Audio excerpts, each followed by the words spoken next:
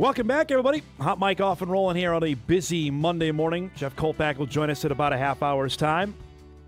Always get our week started with our guy Sam Herder. Chat everything FCS football related as we're counting down to the NFL draft. We'll see how many NFL draft-worthy guys we have coming up here in about 10 days' time. But I want to start on the field, or I guess off the field is where all the drama is happening here, where there's a potential for an FCS semifinalist team to get its starting quarterback back. Tell us what you know about Pat McQuaid's deal with Villanova right now.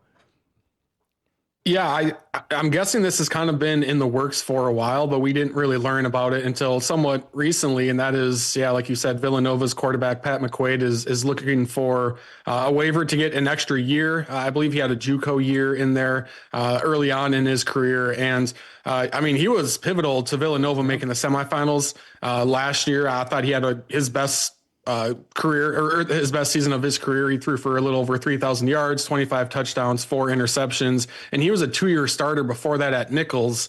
And when he transferred to Villanova, honestly, I was like, I don't know, because he was okay at Nichols, but he wasn't like spectacular. So I'm like, I'm not sure if he's the guy for Villanova, but he played with a ton of confidence. And like I said, he played the best ball of his career. And if he can get one more year of eligibility, any team will take their starting quarterback back, especially if he helped lead you to the semifinals. Well, spring ball is either over for some schools or going on right now. This is not like adding like a backup tight end. If you're going to get your start, it's April 13th. This is late in the game, man.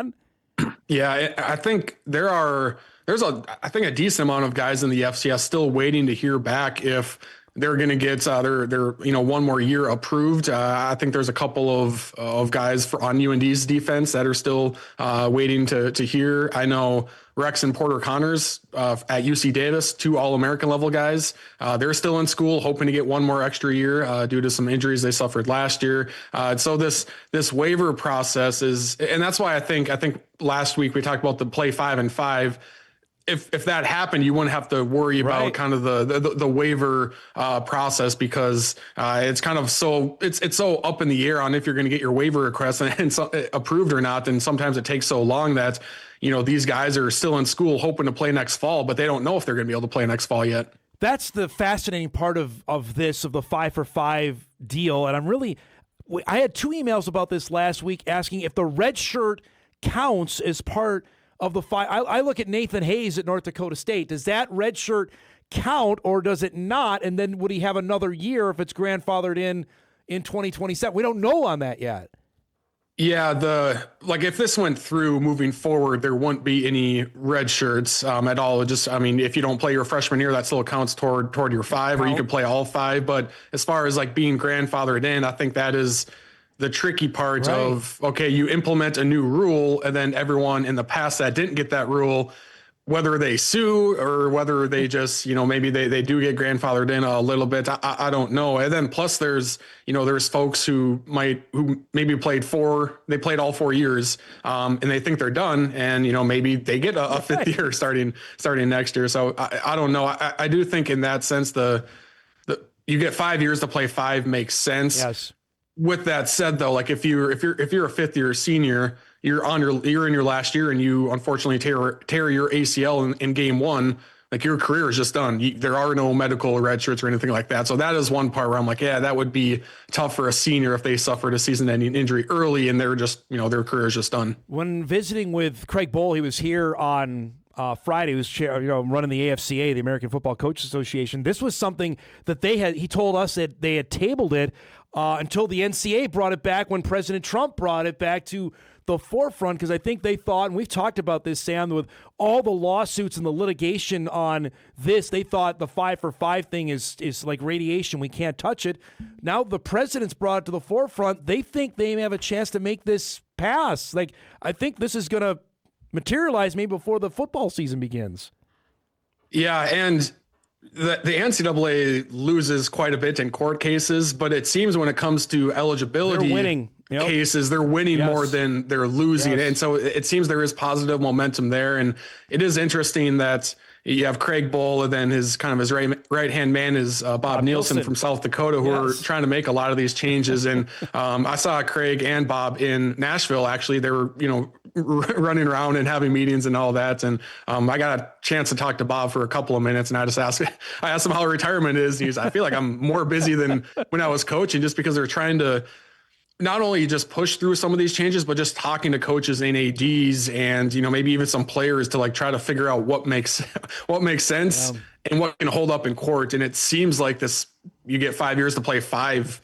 Sounds like it would hold up pretty well, but we'll see kind of how quickly things can progress with this. I'm glad you brought up that the court cases deal, because there was a few tweets on that over the weekend or on Friday that the misnomer is the NCAA is getting hammered in court. They are on some things. Eligibility-wise, they're not. Eligibility-wise, they're actually winning more than they're losing on that. That's why I think, again, the tracks are laid for the 5-for-5 to potentially come about sooner than maybe we all think that could happen. Yeah, they're when it comes to like transfer portal stuff, like they're losing quite a bit, and also like anything that has to do with NIL, like paying players. But as far as like the eligibility stuff, like you said, they are winning more than they're losing. They have lost some, and every situation is different, whether it's injuries or like JUCO doesn't count toward your Division I eligibility, stuff like that. But it does seem like, because it kind of coincides with just regular college students too, or like typically you go to college for 4 to 5 years. And so I just think, I know common sense doesn't win in courts, but when you have 7th and 8th and 9th year seniors, at some point you're kind of like, okay, this isn't really what college sports are supposed to be. Now, like freedom to move, getting paid to play, like that all stuff to me like makes sense to a certain extent, but like guys being 28 years old and playing college football or college athletics is just kind of wild. Email comes in. Dom, can you ask Sam any FCS teams going with the jersey patches that are allowed now in 2026? Do you know of any that have signed off on this? I haven't seen any yet. I know like Wyoming, they're not FCS obviously, but they just recently announced that they're having a jersey patch. I know Tom Wistersell at the Big Sky was talking to me, and he was trying to get a conference-wide jersey patch where every single team, every single sport has, one sponsor. And it fell through. And he told me like the ADs gave me a deadline, and the only way it would work is if the money earned would be more than like what Montana could make, if they went with, a Town Pump or a local sponsor like that. And at the end of the day, he just couldn't get the sponsor that made sense for everyone. So now it goes back to the individual schools. I would imagine teams like Montana and Montana State could get, a jersey patch sponsor. Like Idaho, I could see like, the Dakotas as well. And I know some fans probably don't like it, but at the same time, you're not going to notice it a whole lot. And if it brings you $300,000 extra a year, like that money can go and cover up a lot of things, especially with the house settlement, and teams aren't getting as much NCAA distribution that can help make up for it. So I would imagine FCS teams are pursuing it right now, trying to get some jersey patch sponsors. So I'm looking at what the oversight committee signed off on when they made this announcement on it. It's going to be on the sides. They can have it on. Game pants cannot be included in it. One additional commercial or nonprofit trademark logo during conference championship competition. Logos may not exceed 4 square inches. So, I mean, we're not talking gaudy things like soccer has or anything like that. But again, in an era where schools are looking to get money from the stone, Sam, this makes a heck of a lot of sense.